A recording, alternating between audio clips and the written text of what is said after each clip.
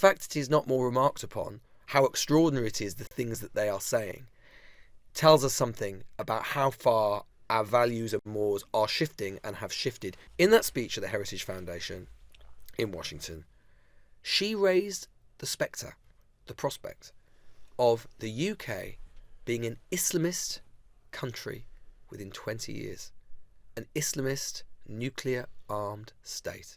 And she cited, among others, and this is how commonplace these ideas have become in this UK-US very radical kind of online world, she cited the now Vice President JD Vance, who you might remember said something quite similar during the American presidential election campaign. Vance said at the National Conservative Conference, at which I also spoke in the summer here in DC, that the UK was going to be the first Islamist nation with nuclear weapons.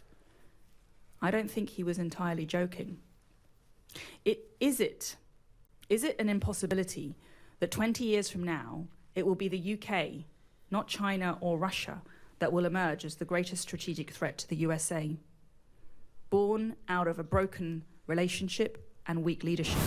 And that is that Britain is going to become the greatest strategic threat to the United States of America within 20 years. It is absolutely mental. It is just bizarre for that to be said seriously. But, you know, in an audience where probably they don't know that much about what is going on in America. And now they're being reaffirmed of this view. So you can imagine that on One American News Network and Christian Radio and Fox News Network, they are going to be saying, oh, my God, well, you know, former British Home Secretary has come out here and told us that within 20 years, Britain could be in the hands of Islamists and the greatest strategic threat to the United States. Do you know, John, what the Muslim population of Britain is right now in percentage terms? Well, I'm going to guess it's between 5 and 10. 6%. Yeah. So Suella Braverman is seriously suggesting that the Muslim population, not just the Muslim population, but within that, the Islamist-oriented bit of the Muslim population will be sufficiently large by the year 2045 to have managed to exert political control in Britain, presumably to have won a general election in Britain. And not only have done that, but have convinced enough of the population that America is actually a massive threat to us and potentially train our nuclear weapons on them. I mean, like, this is conspiracy-laden stuff that would make some of the most frenzied corners of the internet blush. I mean, it leans into conspiracy around Muslims. It leans into the Great Replacement theory, an absolute staple of the far right over many years, the idea that Muslims or whoever it happens to be are just coming to replace us one by one. And it leans into absolutely batshit stuff about the idea that there is going to be a mainstream Islamist party takeover in Britain, which again has been a staple and currency of the far right. And I would not, as I say, be surprised to hear Tommy Robinson say this, or it's not even like, you know, Reform Party MPs or anything. I think they wouldn't touch this. This is Suella Braverman saying this. Well, you mentioned the Great Replacement theory, which has, of course, been the staple of a lot of the American far right.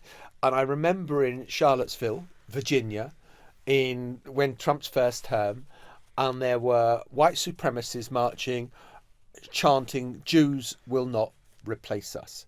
Can you imagine a senior British politician going to America and saying, there is a Zionist conspiracy out there. There is a Zionist conspiracy where the Jews are going to take over and they are going to be a threat to this one and that one, and that you can't trust them at all.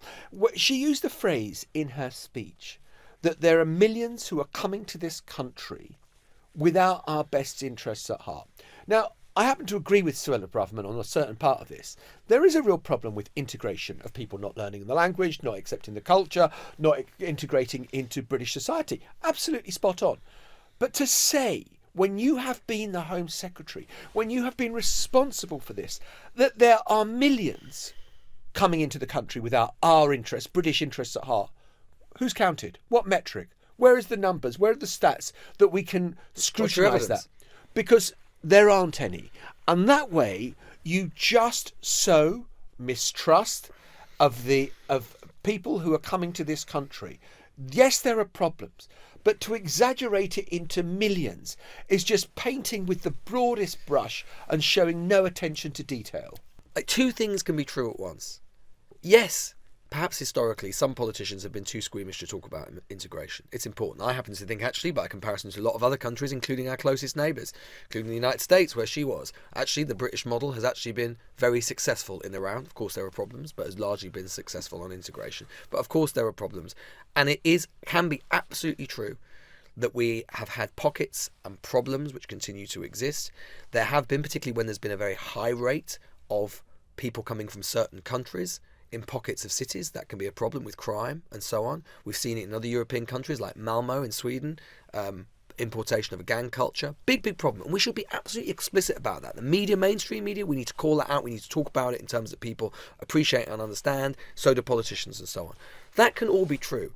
But that is very, very different from basically tarring an entire community, which is very often what happens with these descriptions. Millions of people, suggesting that there are millions of people in the country that do not have the best interests of the rest of us at heart. And she used a very particular term in her speech as well, one of the most inflammatory terms which exists in matters such as this.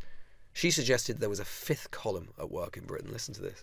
A column that refuses to integrate, refuses to abide by our laws, our customs and our values. So if you don't know the term the fifth column actually comes from the Spanish Civil War. Yeah. You know, it's talking about an enemy within, a group of people who are actively agitating against us all the time. And again, there can be minorities, and clearly, you know, we've had terrorists in this country.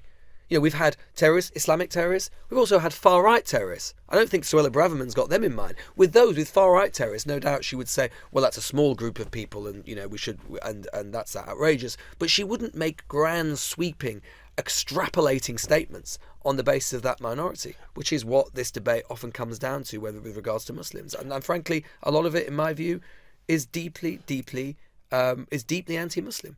The question you have to ask is this a politician working with all her might to solve a problem or to exaggerate a problem? Because the struggle I have with language like that, and enemies within just speak to it, it kind of gives it an air of menace and danger. Look, we've got problems in this society. You know, societies around the world have got all sorts of problems. They've got brain drains, they've got integration issues. Yeah, they are there. But by exaggerating the problem, you make it worse. You do not make it better.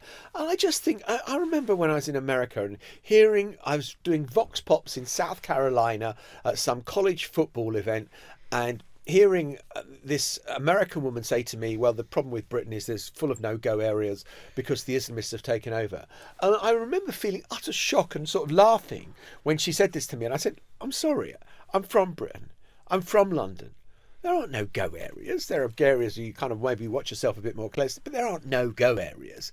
The idea that a former Home Secretary is saying this, that Britain has become taken over like this, I just don't think it accords with a reality, and assumes, when you use the phrase millions of people, that everyone who is Muslim is anti-British, is anti-integration, and that just is not true.